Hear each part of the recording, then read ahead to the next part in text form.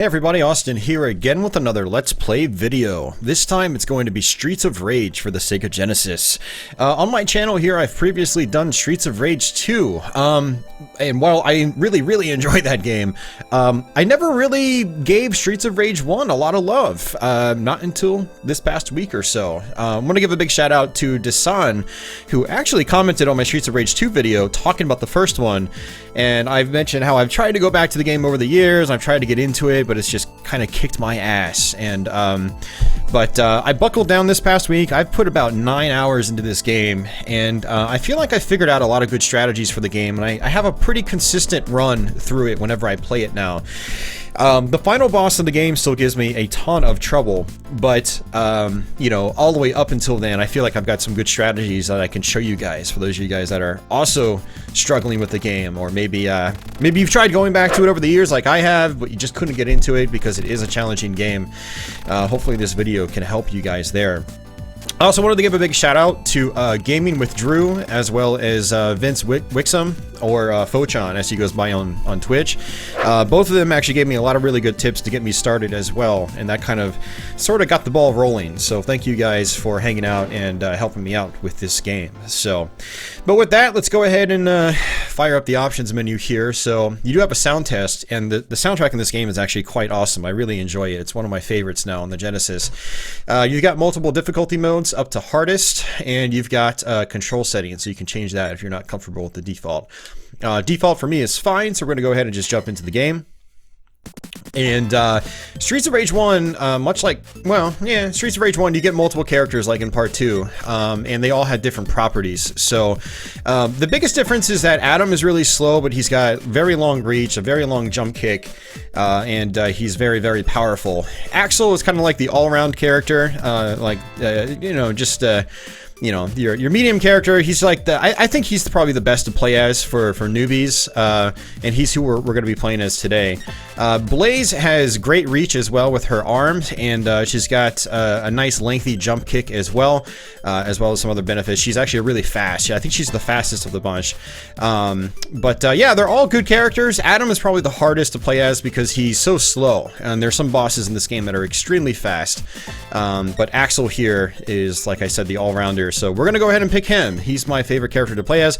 I've beaten this game multiple times now with each of the characters, and it's definitely worth going through again with other characters you're not comfortable with, because you do have to sort of reformulate your strategies a little bit.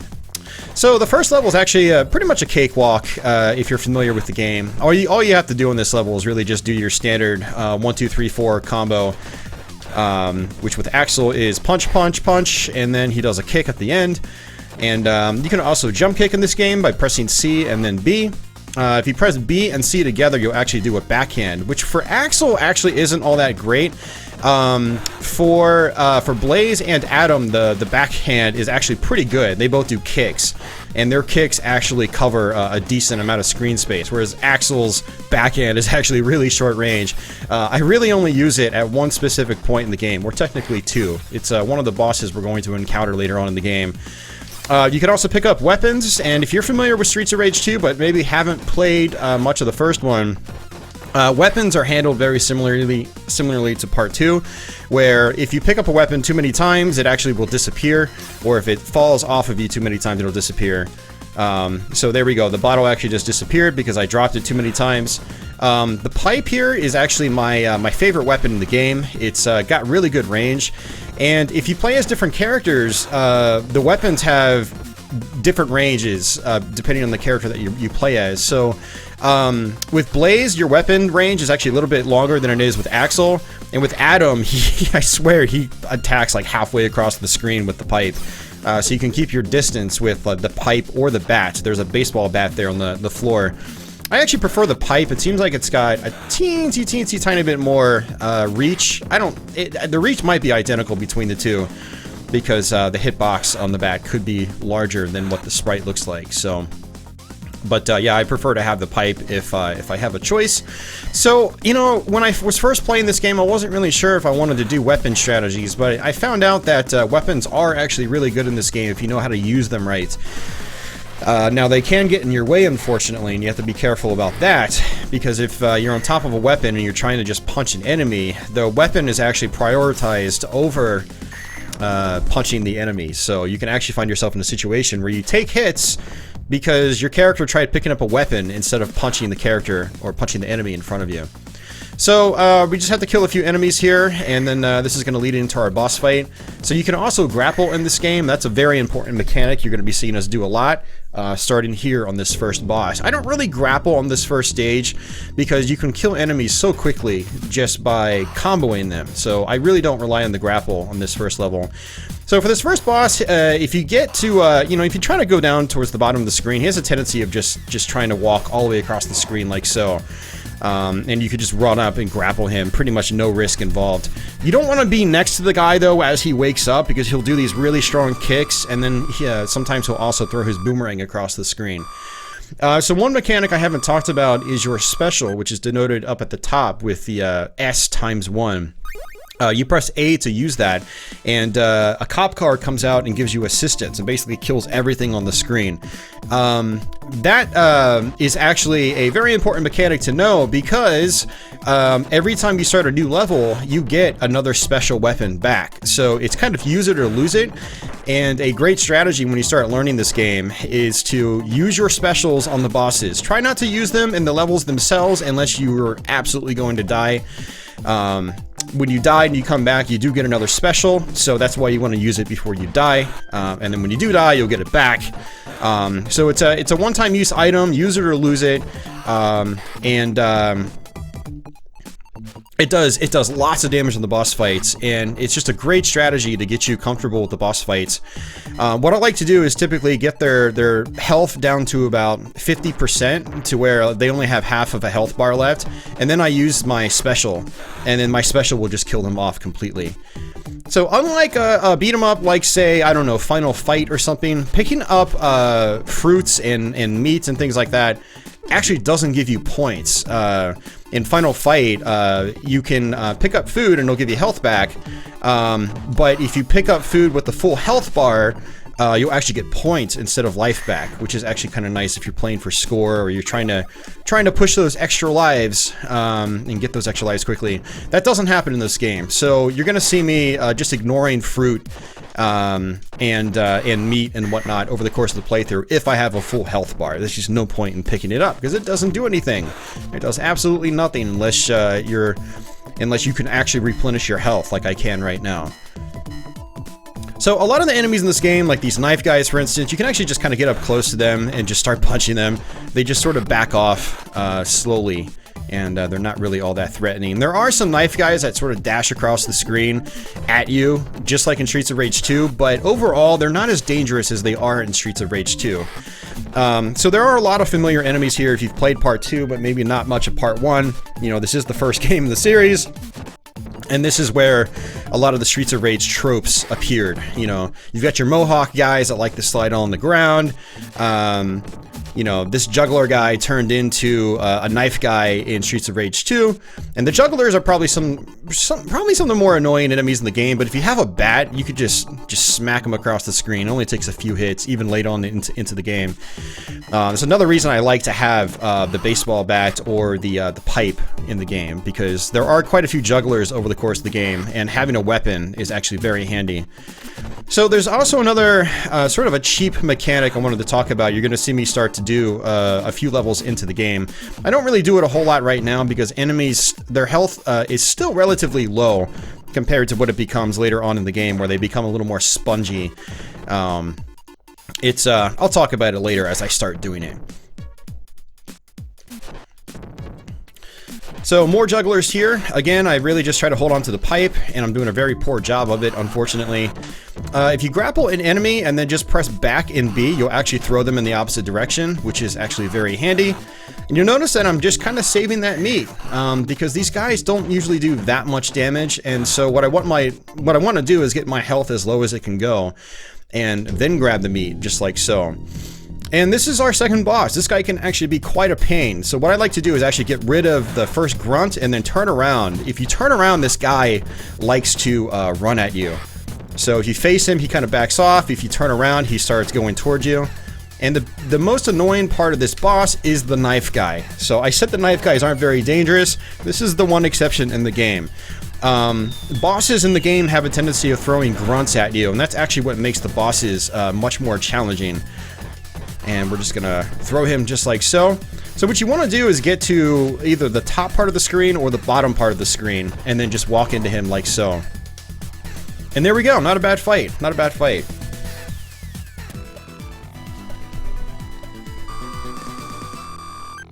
So, just like other beat-em-ups, Streets of Rage likes to reuse its boss fights. So you're going to start encountering these bosses as normal enemies in the game. And so we're going to have to refight that guy on the final stage, and then he's actually also another boss fight on stage 6, and you have to fight 2 of them at once. I figured out a decent strategy for that fight. So this is the little trick I was talking about. You can actually stun lock enemies in this game. So let's see if we can get another enemy out here. So you can just punch him once, and then just time another punch again, or punch him 3 times, and just keep doing that until their health is gone. Extremely, extremely cheesy, but extremely useful. It is very, very useful. So you're going to see me doing that a lot, especially when you've got multiple groups of enemies. You can just have an entire group stun locked. That really lets you get, you know, take control over the more chaotic situations over the course of the game. So another grapple you can do is you can do the suplex, where you jump over an enemy and then you just kind of body slam them. So let's see if we can do it. So we jump over her, and then you can press back and B, or you can press forward and B. I like pressing towards the enemy as I do it, because if you press back and B, your character has a tendency of letting go of the enemy. You don't want that to happen, because when that happens, the enemy will just turn around and smack you. And you know, if you get into a cycle where enemies are just punching you, especially these grunts are probably the most dangerous regular enemies in the game, because they're very aggressive, and they'll get up and just do a quick 1-2 combo, or even 3, and if they do a 3 hit, they see like that, they'll actually take a lot of life off of you. So, and they seem to take more life off of you as the game progresses. So in these early stages here, it's still not too bad, but they can gang up on you pretty quickly, and just in a matter of seconds, you'll see a huge chunk of health just be taken off, and your confidence will just go completely out the window. It's very common on stage 4, actually, for me to just take a bunch of hits immediately. And I was supposed to punch her, but my punch just went right through her. So the dominatrix enemies, they're really not that tough to deal with. Their whips aren't very powerful. But they do have good range, so you've got to watch out for their range as well. And if you're trying to grapple an enemy and they're behind you, they will whip you as you're trying to grapple the enemy and do some attacks with the grapple. So you have to watch out for them. I like to prioritize the females for that reason, because they can just really get in your way. And one good trick to know as well is just punching back and forth. If you got enemies on both sides of you, one strategy is to try to grab an enemy and then throw them to the other side of the screen for crowd control. But that doesn't always work too well, because you might throw them over an enemy that's behind you instead of throwing them into the enemy. See, like that, I threw her backwards and she just completely whiffed that guy. And these females also have a much larger hitbox than some of the other characters, both vertically and horizontally. So even though I was slightly above her, what happened is her hitbox was just big, and it still hit me, even though it didn't look like it hit me. It should have just gone right past me. So it's another dangerous thing about the dominatrix enemies. So, alright, and this is going to be a boss fight. So a good trick on this boss is to just jump kick him over and over. But the problem is, you've got this grunt that's going to come up. So just jump kick him, and then jump kick him, and we're going to go ahead and use our special. And I wanted to use my special because the grunt was he was getting really close to me really fast. So we're going to go ahead and just knock this guy over, and then jump kick him. And then jump kick. Oops, I mistimed that. That was very bad, actually. And I'm probably going to die. Oh, we're dead. That was horrible, and that's all because of the grunt. It was all because of the grunt. He just really messes with the positioning of the bosses. But one strategy with this guy is to just walk up and down. That's it. And then you can actually just line up and attack. But I don't want to lose any more lives, so I'm going to go ahead and just use my special again. We're just going to extra cheese it. I'll have a chance to show off the strategies on the wrestler again at least 2 more times over the course of the playthrough, because again, the game reuses boss fights. So we're going to fight him at least 2 more times over the course of the playthrough.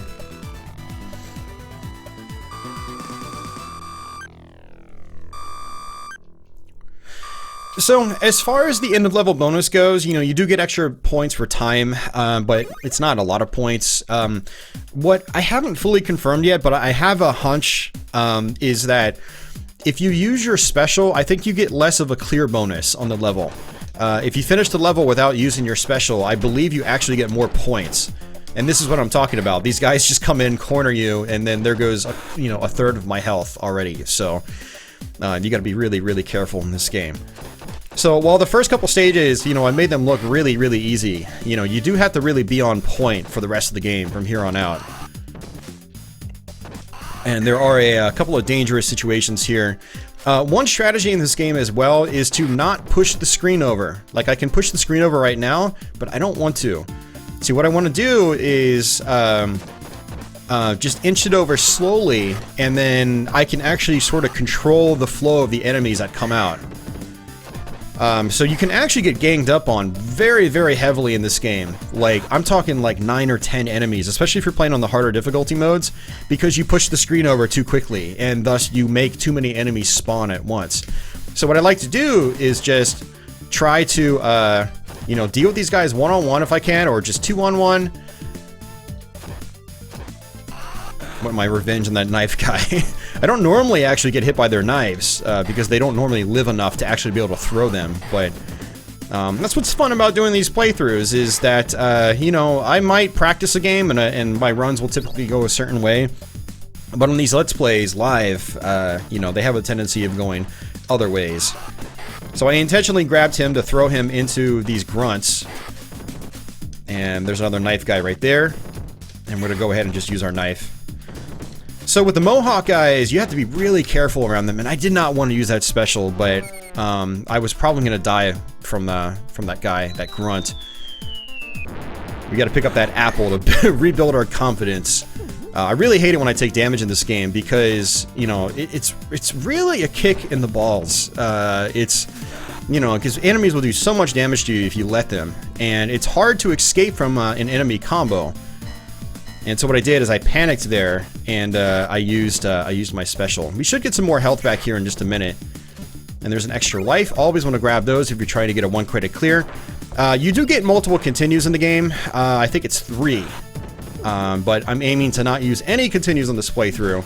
So while I don't plan on having... while I don't plan on continuing, we're still going to get our asses kicked on the final boss in the game. It's a very, very difficult fight that's very, very difficult to control. And like I said, I'm not going to push the screen over, because we're going to end up making other guys spawn by doing so. And, you know, one thing you got to worry about is weapons around the, you know, scattered around the playfield. It's like, I've got my bat, but I don't want to be landing on that beer bottle, because I'll end up picking up the beer bottle. And I'll lose my bat by doing so. I don't usually use the beer bottle unless I'm playing as Adam. Adam's got, just like I said, he's got crazy reach. So the beer bottle is actually better with him than it is, say, Axel. Let's just go ahead and just stun lock him. So when enemies are off screen, even if you see their fists or their pants, you know, you can't actually hit them. So you really have to bait them back in, you know, to the middle of the screen if you want to actually do damage. There we go, just unlocking them. Went ahead and picked that up. That's meat. Meat actually gives you all of your health back. So meat and apples and whatnot, they always appear at the exact same parts in the game. They're not randomized at all. And actually, I don't think any weapon drops are randomized in this game as well. So, you know, as you play this game more and more, you start getting into a rhythm of, you know, when things appear. And you learn to know that, and you know, you might have low health, but you know, since you're well practiced at the game, you'll know that, you know, the next section's gonna have a piece of meat. So what I want to do is actually grab this knife and get a free hit on this boss. The fatties from Streets of Rage 2 are in here, except they don't have baseball hats in this one. So I'm going to go ahead and just throw it at him like that. And this guy is actually really a pain. So what you need to do is just try to get behind him. And I don't know why I did that. You don't want to try to throw them in this. Because if you do, he will actually land on you and do tons of damage. And look at that, I just died. And it's all because of that grunt. It's all because of the grunt. Like I said, the grunts are just a major pain on these boss fights. And that's why the first few bosses in the game are actually more challenging than some of the other, areas in the game.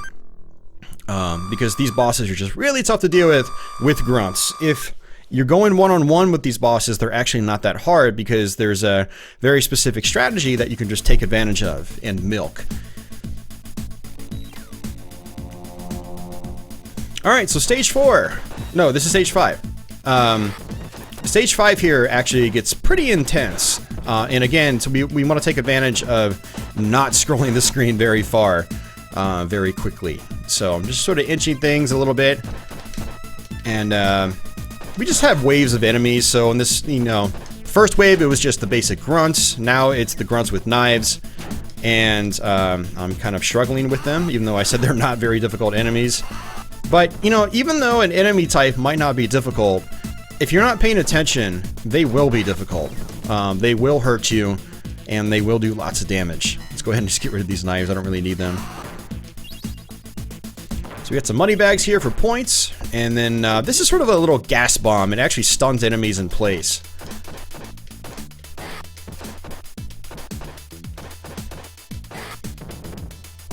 So if you get up and just grab an enemy and just press attack with Axel, you'll actually just knee them in the groin.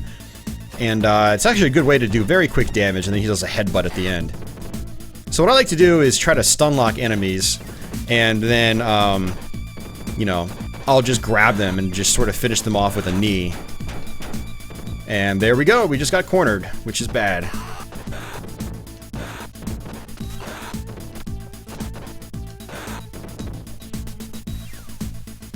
Sort of a newbie, yet still effective strategy is the jump kick. So you can actually just jump kick into enemies over and over, which is actually pretty handy.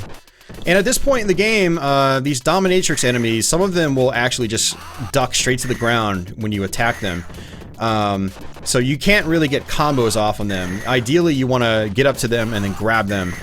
So what I'm going to do is just wait for her to stand up, grab her, just like so, do some damage, scroll the screen over kind of slow, because more are going to spawn behind me. And let's go ahead and do a suplex, body slam, really good stuff. And just like before, just walk around like so. As she wakes up, you'll actually just grab her immediately.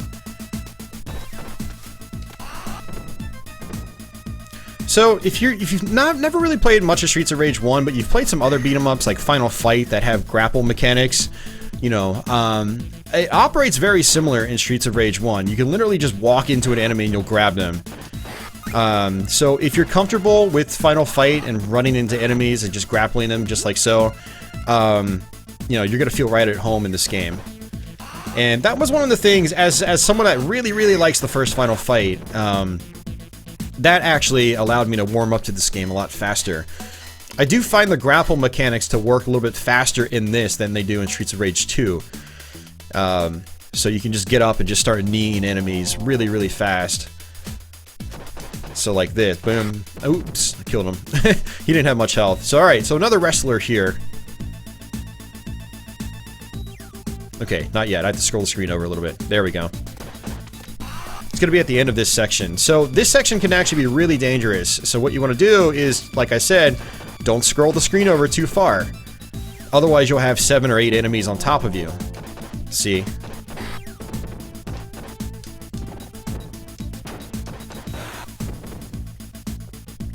And throw this guy over there so we can get some crowd control going. And there we go. And just scroll it over again. Now we've also got a pipe. So, for the wrestler, the best strategy is just doing the jump kick. I think it's probably the safest as long as you're good with your timing. But if you've got a weapon, boom, you could just time your attacks just like so. It's more risky, but it's also very satisfying. I really want to get this first. Ooh, that was close. So alright, so just do the jump kick, and then jump kick, jump kick, jump kick. Just rinse and repeat. And there we go. So that's actually one of the few enemies in the game where you can knock them off the screen, and because he always just gets up and just charges right at you, you can actually you can still do the jump kick towards the edge of the screen, and then he'll just run into it. You know, he'll be off the screen, but then he'll just run into it, and you'll barely even see him.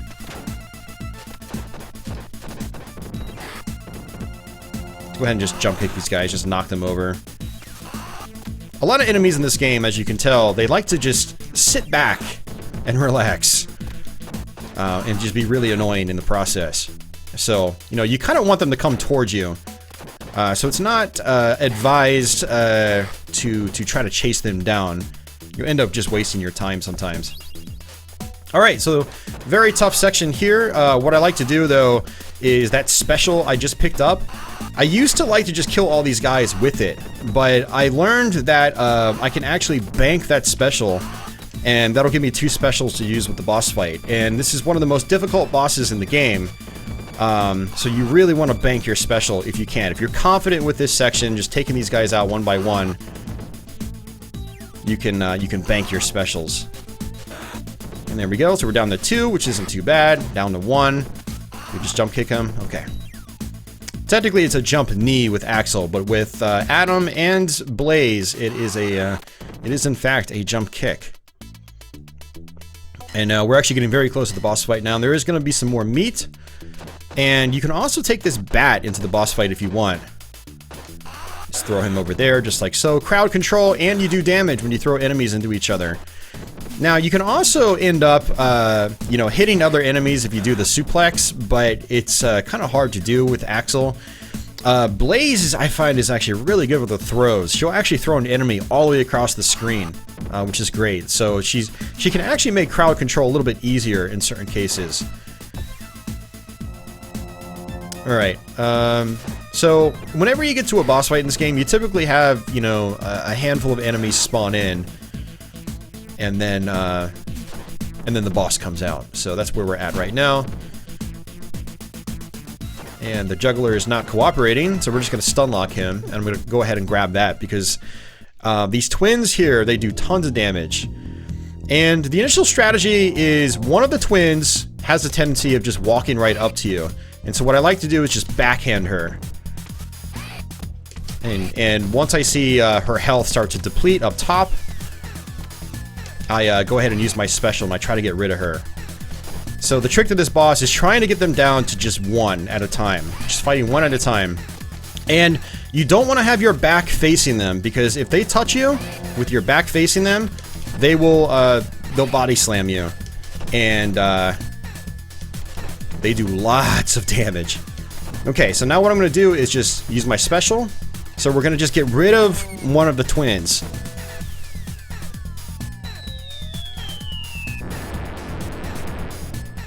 And then that makes the fight much, much more manageable. And then, so from here on out, what I like to do is just try to walk into them. And another trick, which is extremely useful to know in this game, is if someone throws you, you can press up and C at just the right time.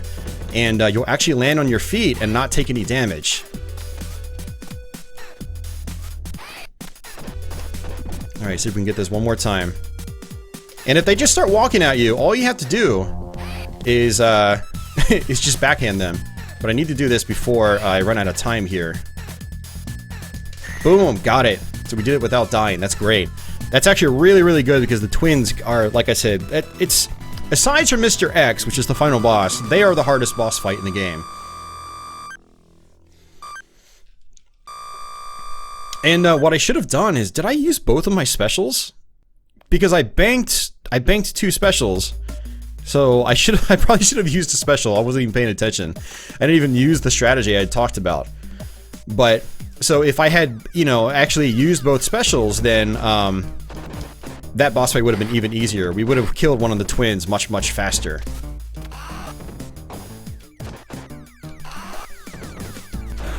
Now you actually have a chance to bank your specials on this level as well. So you'll have 2 by the boss fight, and then you can use both your specials on the boss, which is what we're definitely going to try to do. But I do have another strategy in mind that I definitely want to show off if I can. So again, we're just stun locking these guys over and over again. Oops. See, that was that little glitch I was talking about where you can actually grab onto an enemy and you try to press back and B to do the throw. But if you don't time it right, Axel just lets go of them. Which is very aggravating. So the backhand actually does do a little more damage than, say, just your punch. So the idea there with that dominatrix was to just let her wake up and then backhand her as she woke up. Which, again, I couldn't really do a combo because, you know, she would just kneel down to the ground and I wouldn't be able to do anything.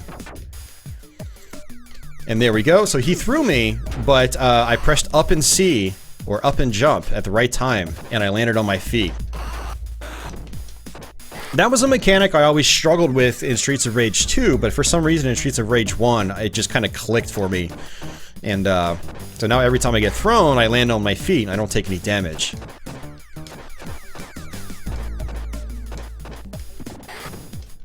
See, just like that. These guys are really dangerous with the throws, and you know, if you're landing on your feet all the time, it's not really a big deal in this level. But there are levels later on that have pits and things like that that they can throw you into, and it's instant death.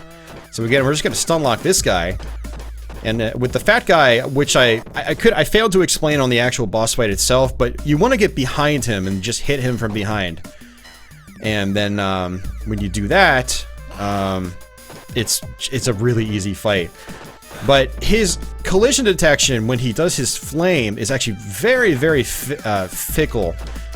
It's big, it's inconsistent, it's hard to deal with. So you really need to just try to get the fat guy at a good arc and just walk behind him.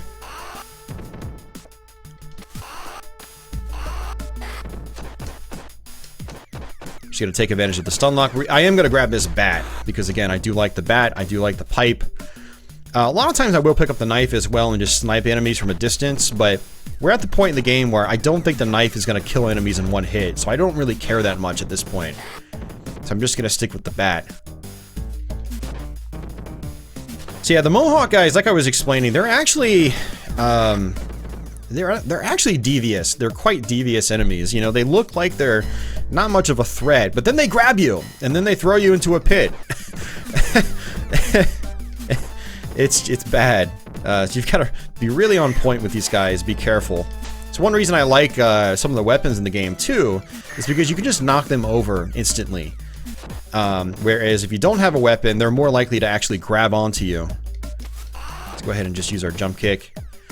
So I wanted to explain these compressors here, and as you get close to them, they blink. And they also have really, really big hitboxes, like to the point where you won't actually be touching them, but they will still for some reason hit you.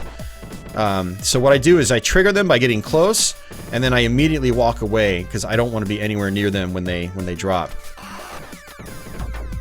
Now what's funny is that once they've hit the ground, you can actually just walk right through them. And I learned that because enemies were doing the same thing. So one thing that is pretty cool about the collision detection in this game is that what works for enemies typically works against you too, and vice versa. So you don't really feel like you get cheated by these things. It's just one of the many rules in the game to play by. Streets of Rage is actually a really good beat 'em up. I actually, you know, I'm glad I got into the game because, you know, it's been very satisfying learning it. It's a very fair game for the most part. You know, every boss in the game pretty much has a strategy that you can try to, you know, take advantage of. A lot of beat 'em ups don't have that. A lot of beat 'em ups, especially arcade ones that stayed in the arcade in particular, are just very cheap, and there's not much you can do about, you know, certain boss attacks and whatnot. You know, they're quarter munchers. Which is not that fun, if you ask me. You know, it might be fun like with you know, 4 other friends or 3 other friends or whatever, depending on the game you were playing in the arcade. But as a single player game and you trying to actually learn the mechanics and you know, learn strategies, learn enemy weaknesses and take advantage of them, You know, a lot of beat 'em ups just kind of fail at that. But Streets of Rage really excels. It's very technically satisfying from a gameplay perspective. And like I said, it does feel very fair, which is good. So I like to get up here in the middle when this one drops, because again, the hit detection is a little weird on these. So we're actually right next to the boss fight, and I really, really want to keep this pipe. So we're gonna be doing our best to do that, because if I have the pipe at this boss, then we're in really good shape, and I can use a very nifty strategy against him. So again, boss fight's basically right here, so a couple of enemies spawn in. And I don't want to grab that meat yet, just in case I take some extra damage. Gonna have any more? Okay, we will.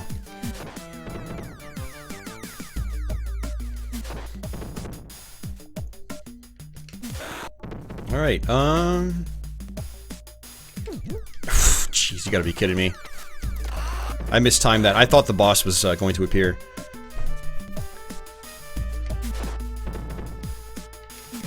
Alright, now let's see what happens here. I'm gonna stay at the top of the screen. Okay, so I want them to get up like this, and then I want to just turn around and use the pipe. Boom, just like that. This is the trick to the boss. There is pretty much no other way to deal with these guys consistently. These were my biggest hurdles until I figured out the pipe strategy. And then we can just finish them off with a special if you wanted to. Weapons are your friends in this game, guys.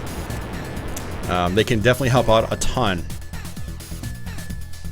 Yeah, it's so satisfying to do that too, because when you get to this boss on your first time, or even your 7th time, and you haven't figured them out yet, you're like, how am I supposed to do this? Like, you can try to grapple them, but you can only grapple one enemy at a time, and then the other one will just attack you when you're grappling one. You can't really jump kick them, because they'll claw you. Can't really punch them too well, they'll claw you. Just very, very frustrating enemies. So one trick on this this level right here is just to throw enemies off the elevator. But it is actually pretty risky when you have big groups of enemies. So what I like to do is actually just play sort of normally here, and then just stun lock a bunch of guys like this. And if I find, you know, an opening when it's just like 1 or 2 enemies left, I will go ahead and try to just throw them off. Now you have to be around at least halfway to throw them off. Of course, if you're playing as Blaze, she has extreme reach with her, or extreme range with her throw. And so you can be all the way to the left and still, like, throw the enemies off. So it's actually really fun with Blaze.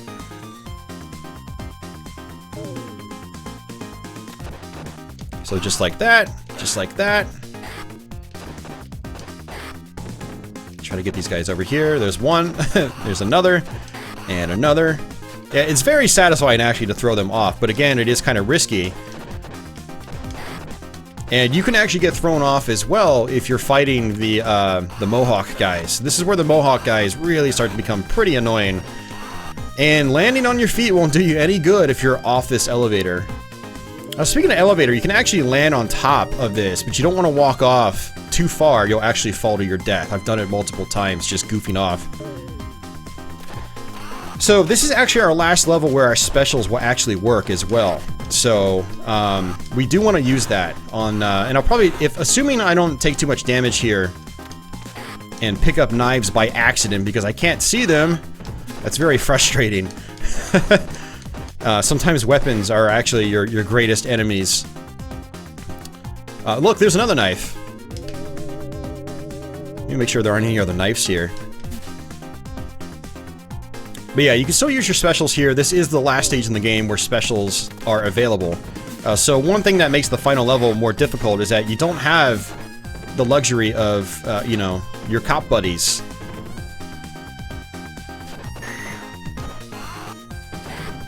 And there we go. So he just threw me. If he was any closer to the edge, I would have actually gotten thrown off. I would have died.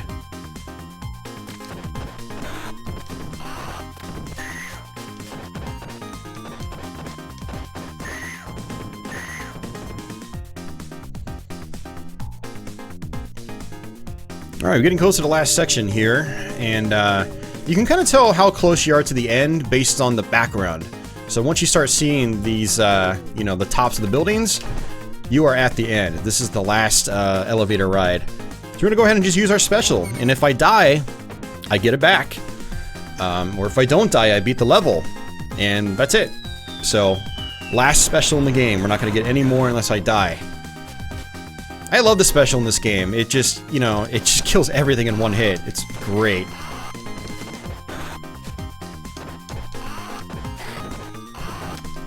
There we go. Gotta be really careful with the Mohawk, guys.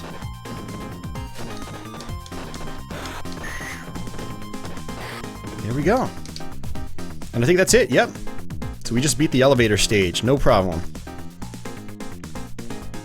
Alright, and this is where things really start to heat up. You have to fight pretty much all the bosses again, and the female twins are actually even more difficult here than they were before, because you don't have your special, you don't really have any special weapons as you get there. And then you got to fight Mr. X himself, which is an extremely difficult boss fight. We're going to lose many lives at him.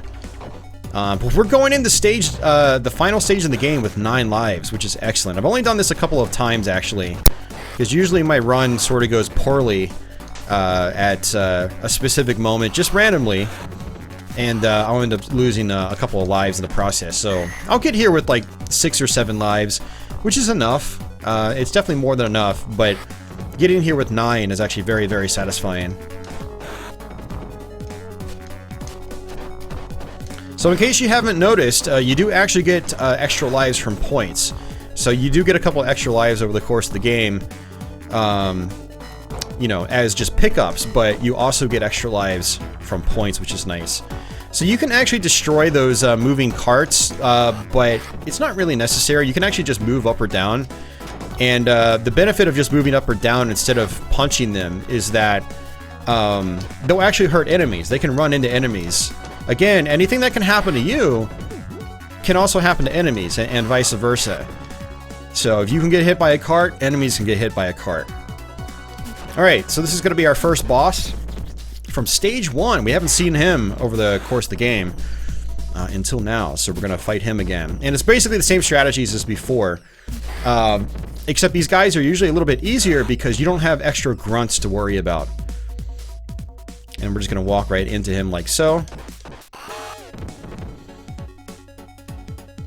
Just use the same strategy as on stage 1. If I wanted to, I could try to get close and use my pipe, but it's very dangerous because, again, he's got that kick attack. Boom, just like that. That's satisfying too. I love defeating bosses with the pipe. Very, very satisfying. Alright, let's see if we can get this guy over here because, you know, if I push the screen over, some grunts are going to appear.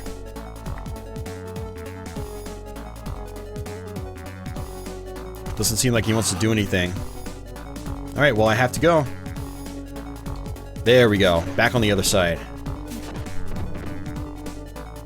This is where I want him.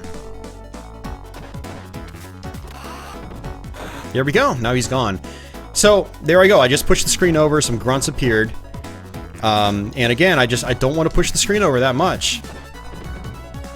Because if I can fight these guys head on, you know, one-on-one, it makes this part so much easier. And these guys have a tendency of, you know, rushing at you if your back is turned. A lot of enemies are kind of devious like that in the game. They just sort of sometimes sit back if you're, you know, you're staring them down. But if the second you turn your back, they start rushing at you. All right, so I don't really need that meat.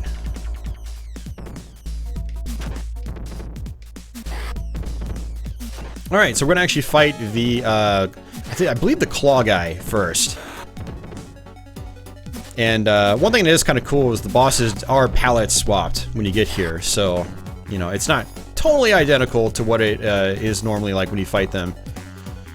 So this guy is rocking a, you know, black jumpsuit, sort of, with some flames on the side. It's pretty cool. All right, so we just face him, and then you know he kind of walks back if you face him. So we want to just stay on either the top or bottom of the screen, and then I can turn around to get him to come down a little bit. See, I had my pipe, too. So I should have done actually the pipe strategy I did on stage 6. But it didn't really occur to me. So we should get some health back here in a little bit. And there's a smoke bomb.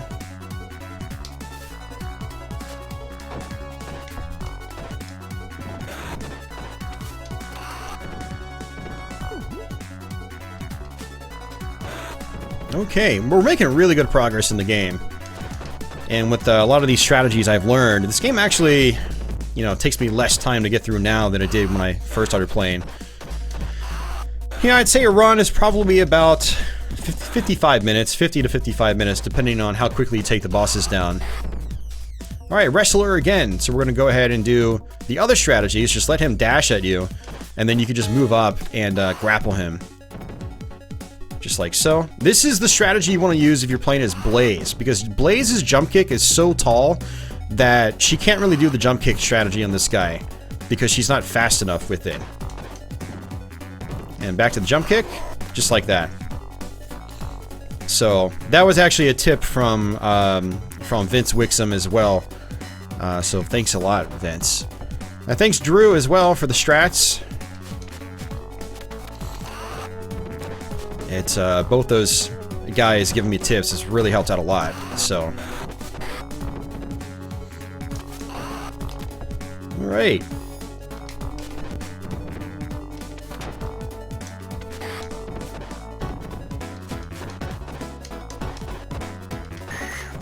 Getting very, very close to the end, by the way. So if you have a weapon in hand as well, you can actually do jump kicks to hold on to the weapon. And this is where we're going to fight the fat guy again.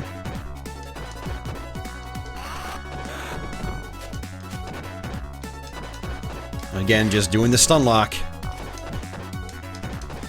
So I can knock the enemies down if I wanted to, but it's better to not knock them down.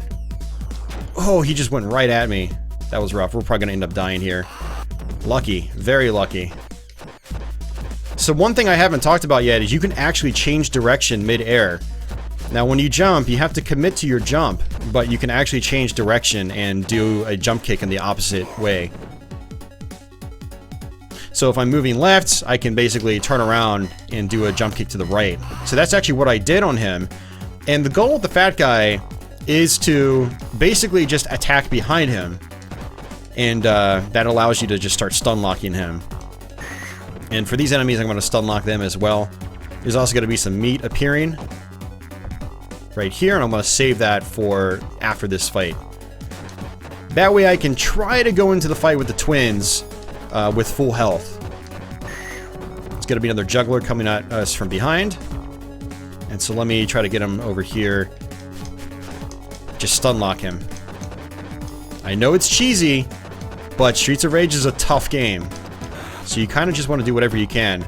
And I want to push the screen over just a little bit to make these guys spawn. Otherwise, you could actually end up fighting 6 of them at a time. So by only scrolling the screen over a little bit, we only fight 3 at once.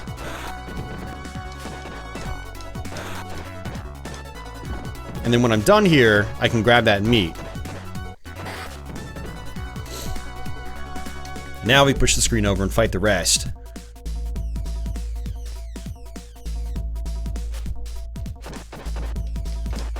I'm just going to do a lot of stun locking right here.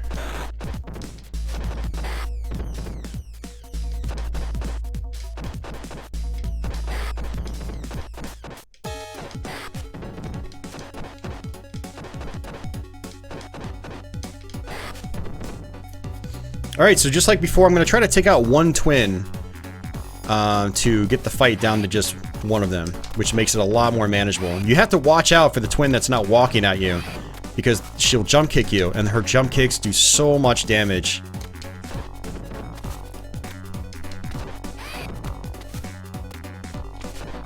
You can sort of control her to move backwards, or jump backwards, because you know, she'll try to jump kick towards you when you're facing her, or when you're facing away from her. And if you face her, she'll have a tendency of just jumping backwards. That's another way of controlling the fight. Ooh, that was bad. I didn't mean to jump kick. But that's where your backhand is can actually be really tricky to do, and she's dead.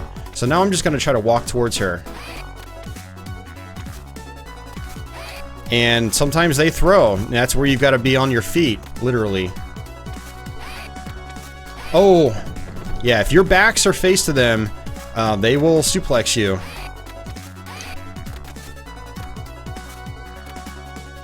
Come on. Now, one of the problems you run into is running out of time on this part.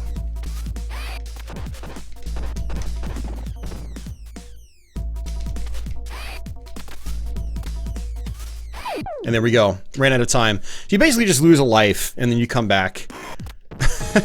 It's funny actually showing that off on the this Let's Play. So it seems the best strategy is to punch her a couple times, and then grab her. But yeah, this is not the first time time has been an issue in this fight. And the big problem is that you don't have your special. So whereas I might have been fine on time on the first version of this fight, on the second version, I don't have that luxury of using my special. And you can see how long this fight can take. I'm trying to grab her, but she ends up grabbing me first.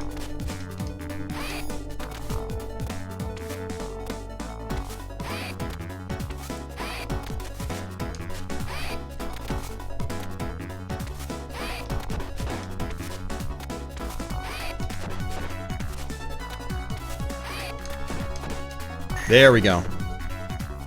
Still, I mean, overall, I did pretty well. I didn't really take that much damage. I probably would have defeated them without dying if my time didn't run out. So it's a very, very cheap way to lose at that fight.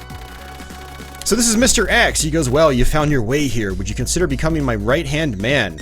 We want to select no, because if we do, we actually get kicked down a few levels, and we have to go through the last couple levels again, from what I understand. And then we have to fight him still in the end. You do get a different ending for doing that. And if you're playing for score, or you want, you know, the biggest challenge, then you want to go ahead and do that. I still haven't done that yet myself, but I will do that sometime soon. So for this first phase, these grunts just come out. I just punch them back and forth like this. And then when I'm done here, Mr. X comes out. I don't want to pick up that pipe, but I do want to get a free grab on him. And then we're just gonna move him over this way, just like so. Oh, grab the pipe by accident. Did not mean to do that. And so one strategy here is he does this dash attack, and when he does that dash attack, I basically just want to be moving downwards or upwards and just punching in the process. The grunts are really aggravating on this boss fight. They just get in your way like crazy. And he just actually overrode my my grapple. So again, I don't have really any rhythm or rhyme to this strategy outside of trying to jump kick occasionally. You can actually punch through or jump kick through his bullets. And, you know, you really want to try to get some grapples on him. That's where the big damage is. But these grunts, they just get in your way so much. It's so aggravating. There we go. Oops. See, I messed up. I pressed backwards to do a throw, and Axel just let go.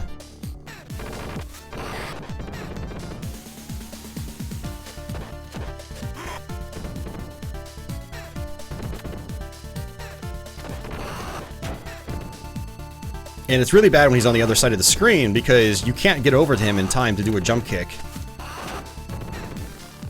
This is not looking good, but this is actually very typical for this boss. He's very aggravating. And as you can see, his dash attack does just tons of damage, and it just kind of overrides whatever you're trying to do. But I think we'll still get this. I think we'll still get the 1 credit clear. Oh. Let's try to grapple him, but it didn't work. And I tried to grab him again, but I just went right through him. And he overrode my jump kick. So maybe that's the trick, it's just doing the stun lock. So we went into that fight with 8 lives left. And we ended the fight with 2. That's exactly what I was talking about at the beginning of the playthrough. Where we'll probably have a really smooth run overall, and we did. We actually had a great run. I'm very happy with that run for the most part. But Mr. X just does crazy, crazy damage. And 588, 200. I think that's my highest score yet. So we actually did really well score-wise, which is really cool. So I'm guessing that if you want to score even more, you need to go through the alternate route. Or play a harder difficulty mode where I believe more enemies appear. I'm pretty sure there are more enemies on the harder difficulty levels. So yeah, that is Streets of Rage 1, guys. It's a fantastic beat 'em up for the Sega Genesis. I highly recommend you guys check it out if you haven't really played it, but you're a fan of beat 'em ups. It's a very well made game. Yeah, it looks dated compared to Streets of Rage 2, and the game overall isn't as polished, but it's very technically satisfying from a gameplay standpoint. If you're on point and you're good, you're gonna make stuff happen in this game. And you're going to have full control over what happens for the most part. There's very little randomness in this game as far as, you know, how attacking enemies works and you know, whether your moves will come out or whether they won't come out. You don't really have to worry about that stuff too much outside of just pressing in the wrong direction and letting go of an enemy when you're in the middle of a grapple, which actually happened to me on the final boss fight, which is irritating. But other than that, it's a very solidly made game. And I'm kind of regretting waiting this long to put a lot of time into it. But I finally did. I know a lot of people have requested this one in particular. And sometime in the future, I will get to Streets of Rage 3, which I have barely ever played. And I've heard lots of bad things about the game, but I've also heard some decent things too. You know, I know it has its fans. So for anyone that enjoyed this, but you didn't check out my Streets of Rage 2 Let's Play, I actually posted one earlier this year, so feel free to check that out. Once I tackle Streets of Rage 3, I'm going to do a Let's Play on that, and then I'm also going to try to come back with a 3-in-1 live stream where we play through all the Streets of Rage games back to back. And yeah, thanks guys for watching. If you have any questions or comments or anything like that, feel free to post them in the comment section below. If you're new to my channel, definitely consider subscribing. I've got a ton of Let's Plays on here and many, many more to come. Thanks to everyone already subbed, and thank you for your continued support. And until the next one, take it easy.